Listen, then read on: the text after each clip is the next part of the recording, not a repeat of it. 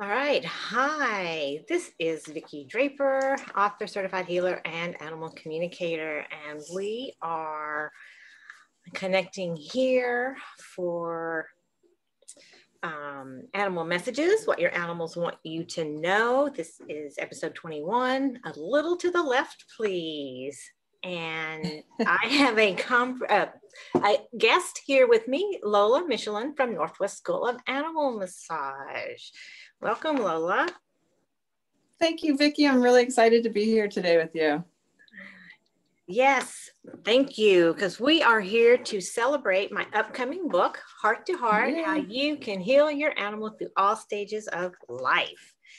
And Lola was instrumental in being a beginning of my animal healing career. So it just seemed important to have Lola be a part of the book, and she wrote the foreword, and there's some stories in there too. And clearly your school is a resource in the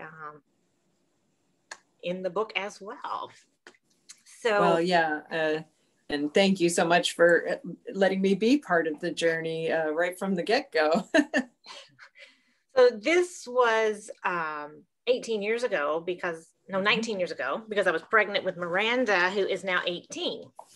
Right. So sitting in classes, my feet propped up because I'm pregnant. And I remember it was a smaller class, and it was a very small room that we were teaching in at that time. And we were trying to do everything we could to keep you comfortable. And I was so impressed with you for just tackling that at that time in your life, but you did it with such grace. And wow, what a beautiful girl Miranda's grown up to be. And boy, she was both feet into the animal healing world from the very beginning. That is true. Yes, because I did the horse massage training with Lola, and there was one of the mares that her muzzle was right in my belly. She's like, she knew Miranda was there. And well, yeah, it's amazing how they sense that and how connected they are to it, of course. And at the time, your certification was all in person, and correct. You had to do so many horse massages to get credit and this and that. And so here I was, 7 months pregnant, wanting to get my license finished before she came. My midwife about had a conniption when I was doing, multiple horse massages in a day to meet their requirements. You definitely had to have the horse at arm's length, as I recall, because there was not a lot of space between. Yeah, so fun time. Yeah, very fun. Hard to believe. Yeah, the school celebrated its 20th anniversary this month, so that was pretty much right out of the starting gate. Yeah, so congratulations on that accomplishment. So my book, it's covers the lifespan of your pet. And in there, I am teaching some massage techniques, and I'm teaching some acupressure and some animal communication, some variety. Would love for you to share about massage and the benefits, because we're both doing what we do because we love helping the animals and be their best, and we are passionate about that, and we know the importance of it. So share a little bit, educate why massage, why would the people want to be providing it for their animal. And then I would also love to hear, since it's what your animals want you to know type podcast, kind of the animal's perspective. I would love to hear that from you too. Oh, okay. Well, so I was so thrilled to see the first draft of your book and see that it did include every aspect of the animal's life from start to finish, whether you're getting a puppy or a kitten, or maybe you're getting an older dog from the start, but then just all the different stages that you might go through with your pet, and that you included massage as a tool to benefit the animal at every stage. I know a lot of times people might turn to massage sometimes as a last resort, or sometimes because their pet is aging, and not realize that the massage could provide benefits regardless of their pet's age or health, because even healthy pets are going to benefit from regular massage. So in terms of benefits of massage, I think for pet owners, some of the things that I find most rewarding as a pet owner myself in being able to massage my young pets is it can really help them with their social skills. It can help them with assimilating really positive experiences with touch, so that when you're teaching your dog some of the things like learning to walk on the leash or learning to have their nails trimmed, it's a great way to introduce those things to a young animal in a way that, you know, they're already maybe familiar with the massage and they like the massage. So now you have a tool to use when you have to do something that might be a little scary for them or a little uncomfortable for them the first time. The massage can help you through that. So that would be one of the benefits, I think, is it's just a great tool for animals who are in training or who are developing and learning. And then, of course, as your pet matures, they're going to need just that support to maintain their active life. So if your pet is very active, maybe you compete with your animal, maybe you do therapy type services with your animal. Those things can introduce a level of stress into your pet's life that you'll want to have tools to help them manage. It could also be to help your pet manage things like, you know, I like to massage my dogs before they get vaccinations or before they go for any kind of veterinary procedure. Maybe they're having their teeth cleaned or they're just going to the groomers. Anything that could potentially be stressful for them, I can use massage as a way to kind of preempt that, or afterwards to kind of help them with the recovery. And then, as you well know, as our pets age, we start to see some of the decline. Maybe they're less active or they're less mobile, or they start to have some cognitive or sensory deficits.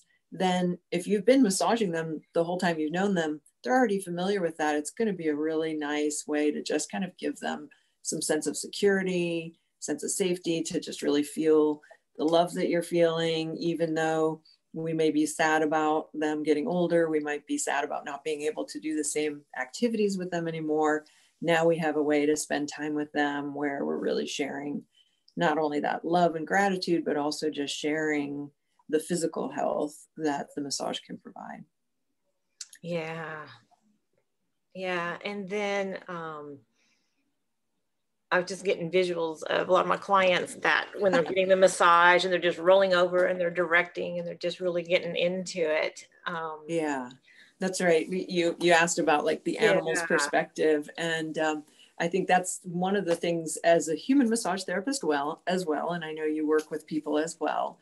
It's a real different environment when you're working with the animals. I mean, I love working with people too, and you can dialogue with a person, so you think that you would have a really rich conversation with people that you may not have as much with animals. But I often find the reverse is true, that when I'm working with the animals, there's this constant conversation that might not be, you know, in the language we're familiar with, but they're always telling you what feels good, where they want you to pay attention or focus on an area, whether something isn't working for them.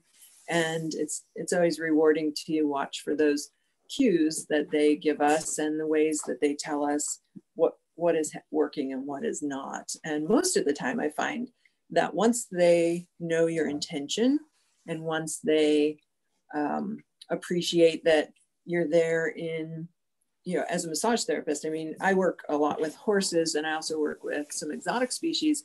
And when they see me coming, they don't know what to expect. Like, is this person coming to ride me? Are they coming to, you know, is she a veterinarian? Is she coming to feed me? And the massage might be unfamiliar. So it takes them a moment to be like, oh, okay, this person's bringing something new to the table. And then they really start letting you know, like, oh, here, I want you to work on my shoulder. Or they turn and look at, you know, yes, that's the spot. When I'm doing acupressure or fascial release, I'm always really, I love seeing the animal kind of take that moment to go inside their own body first and check in, and then come to me to join up with the session.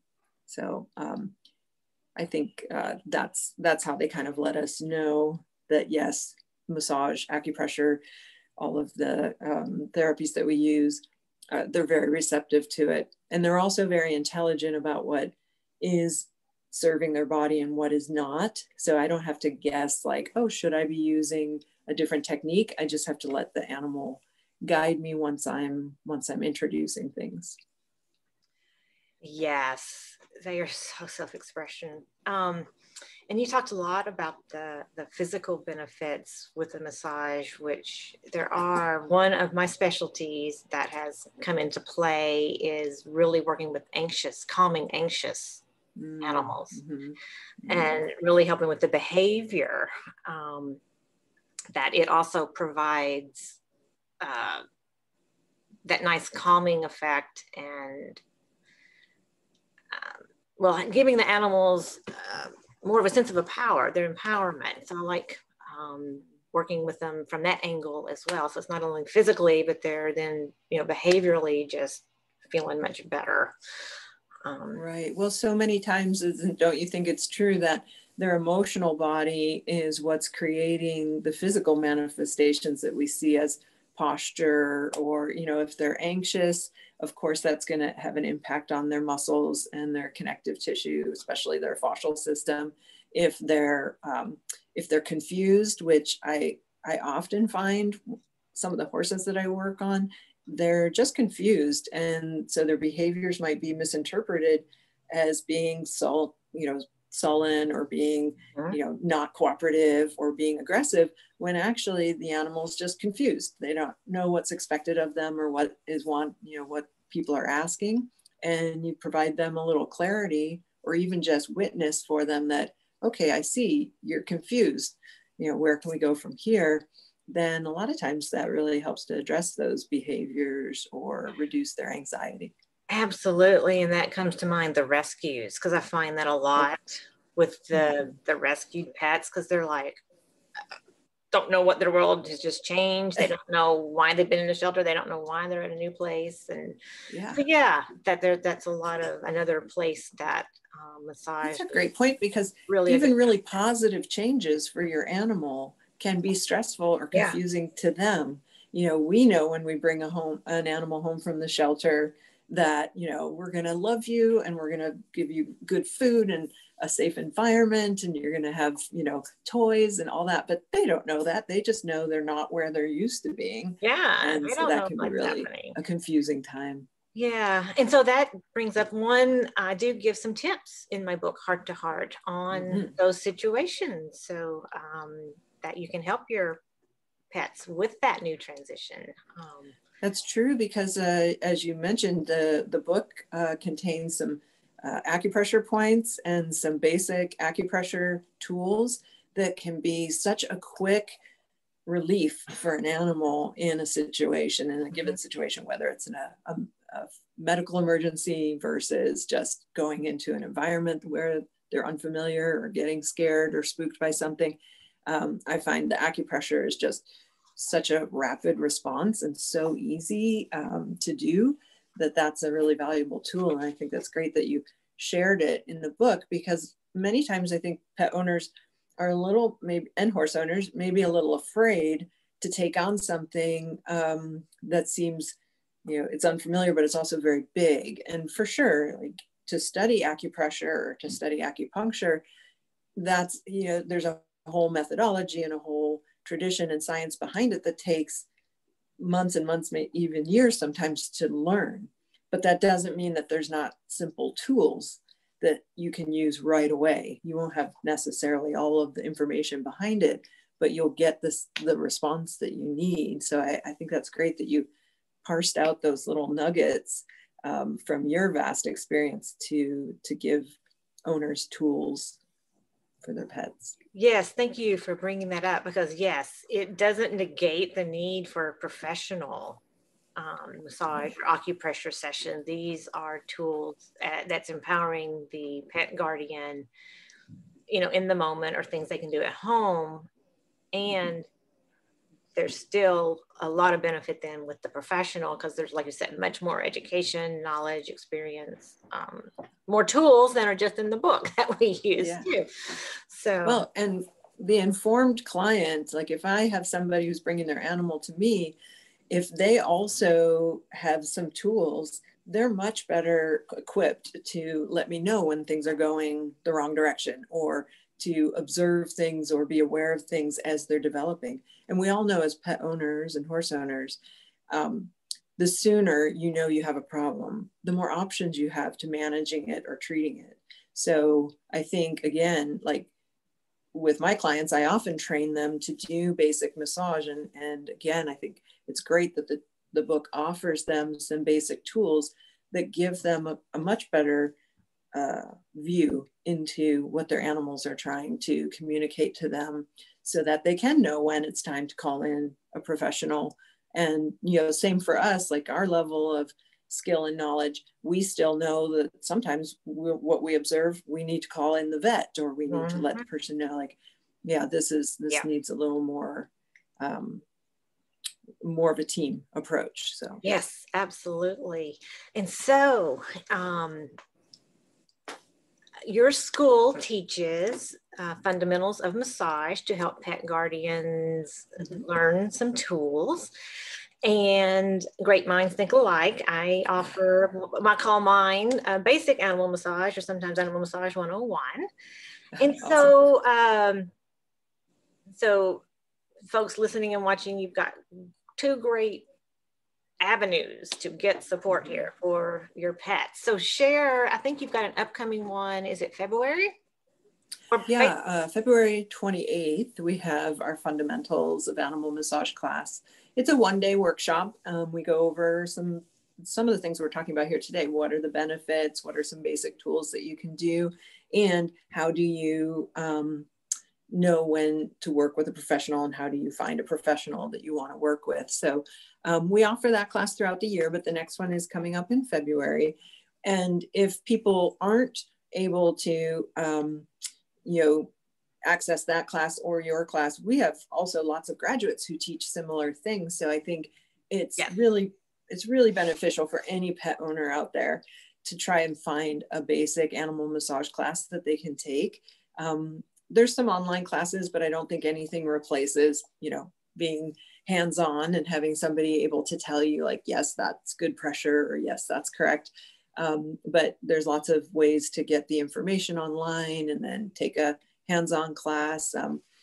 We do also have some free intro classes on our website that just kind of get people, if you want to just put your foot in the water, it gives you some ideas, and then you can go on to take a class like the basic animal massage class that you offer, or the fundamentals class that we offer.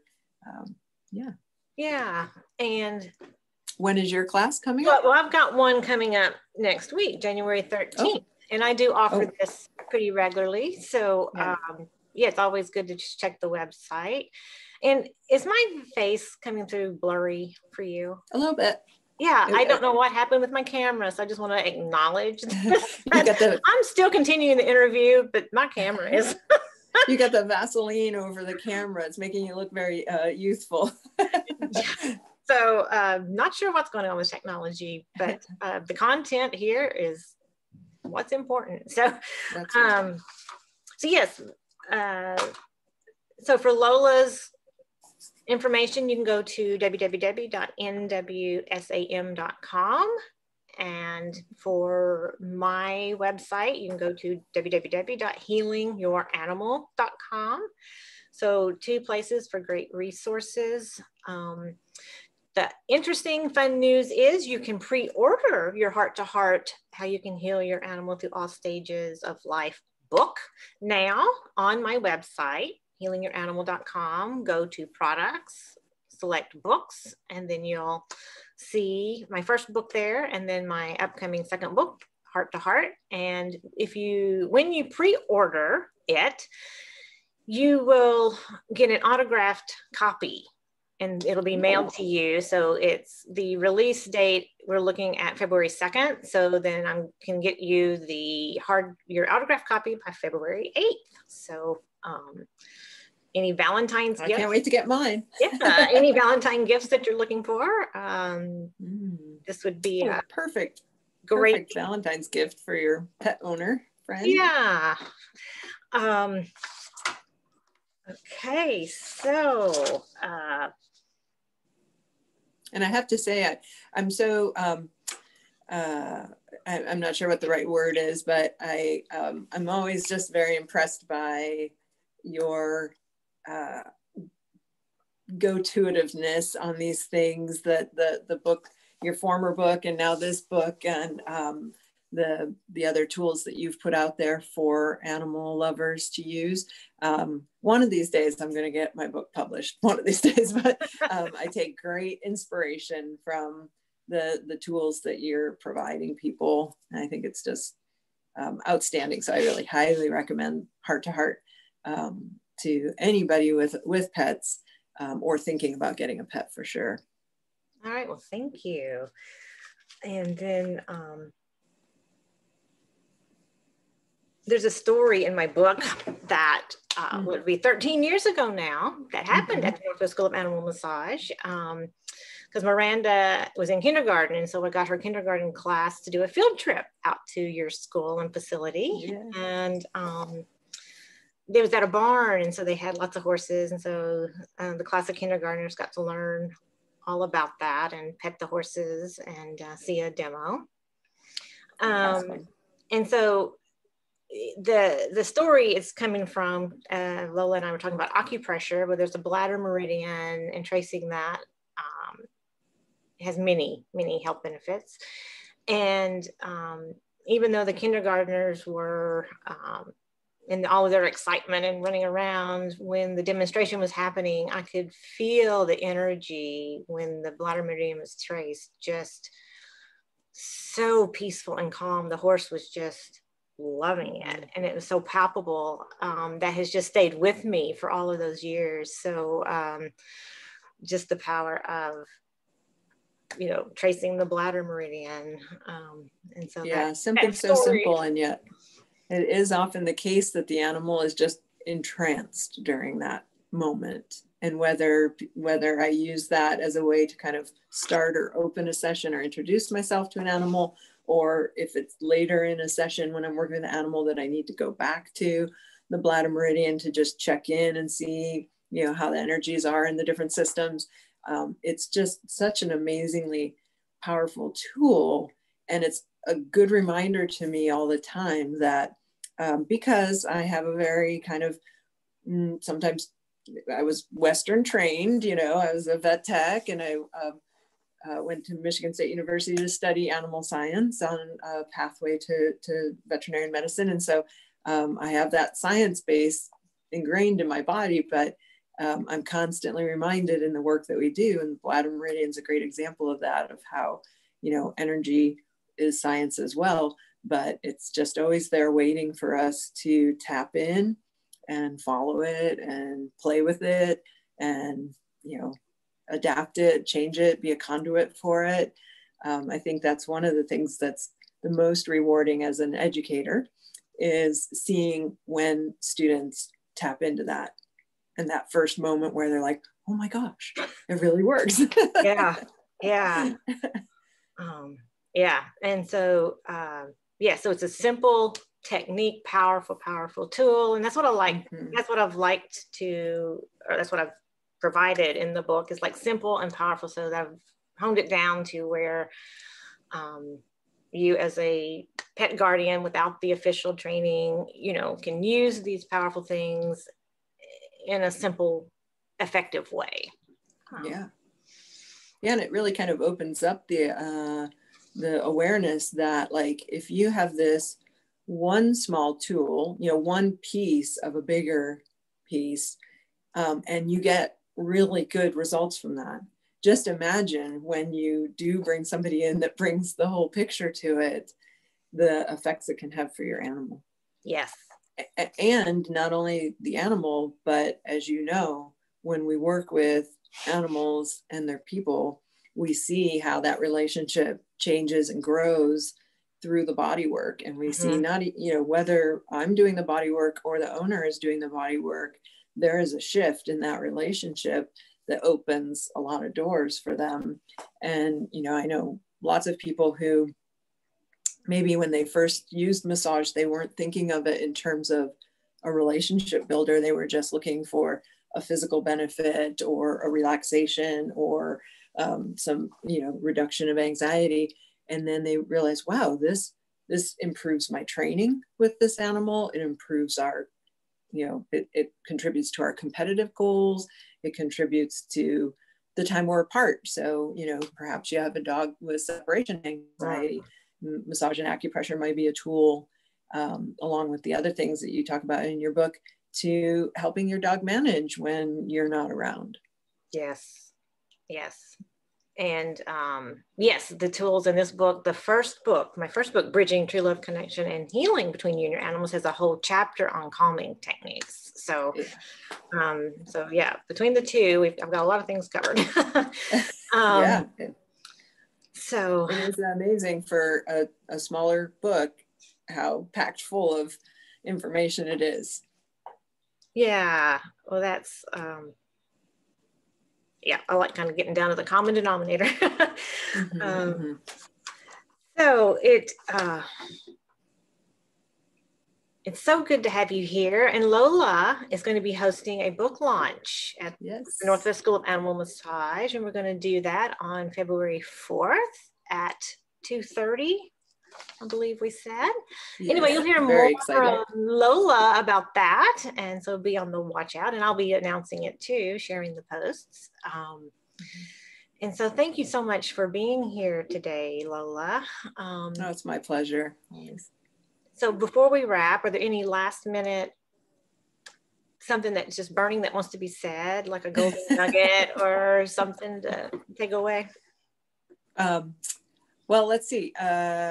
Nothing burning, at least not in regards to this topic, but lots of other burning things that I could say, but I won't.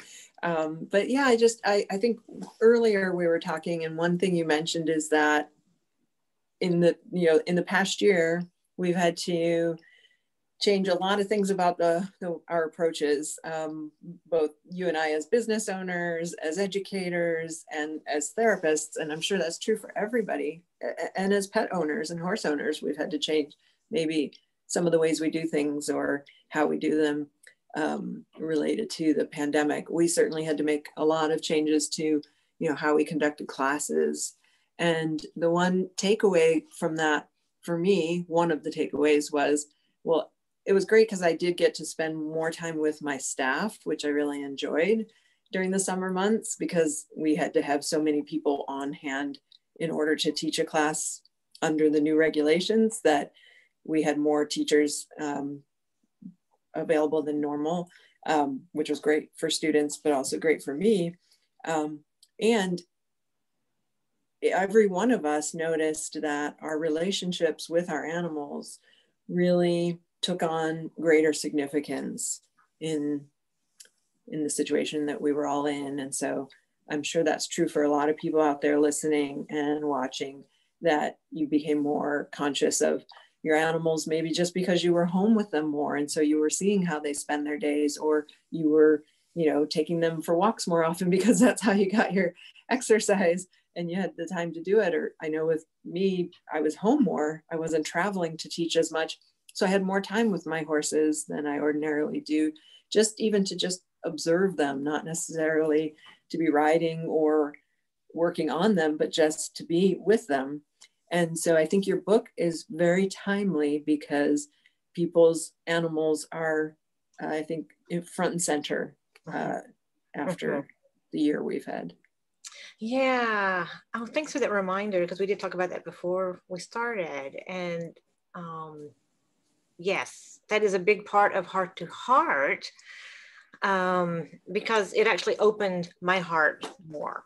So more of my heart is in Heart to Heart. And that makes it even more special because, the changes this year with the COVID, it was a growing and healing experience all the way around. And so, you know, thrilled that, Seems go ahead. It seems often the case that when we set out to share information or to teach something, that we end up, you know, it's just the journey to ourselves. Absolutely. Others get to benefit from it, but yeah, it's bringing tears to my eyes because yes, this I really am then offering my heart to your heart for your heart to your animal's heart with this book. So yeah. So again, you can get the book now if you want to pre-order for autographed copy at healingyouranimal.com. Go to products and select books and you'll see it there. And thank you again, Lola, for being here and sharing this special message, because massage and animal care is so important. And I know you and I have the same passions of just really helping our animals. I mean, all animals have just better quality of life and empowering, educating the guardians. And then you actually then go and empower and certify the healing professionals. So, so yes, so thank you. And thank you for having me. And I look forward to our launch on the 4th. It sounds good. All right. So this is Vicki Draper, author, certified healer, and animal communicator. See you next time. Bye. Bye. So let's